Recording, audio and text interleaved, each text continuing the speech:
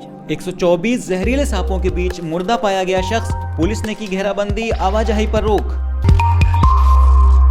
संयुक्त राज्य अमेरिका में एक व्यक्ति को उसके घर में दर्जनों सांपों के साथ मुर्दा पाया गया है, जिनमें से ज्यादातर सांप जहरीले हैं। पुलिस को घर से 124 जहरीले सांप मिले हैं। पुलिस अधिकारियों ने जब घर में प्रवेश किया तो उन्हें ड्रैगन, कोबरा और अन्य सांपों समेत 124 सांप मिले। इनमें से कई सांप जहरीले थे। उनमें से एक 14 फीट लंबा बर्मी ड्रैगन था।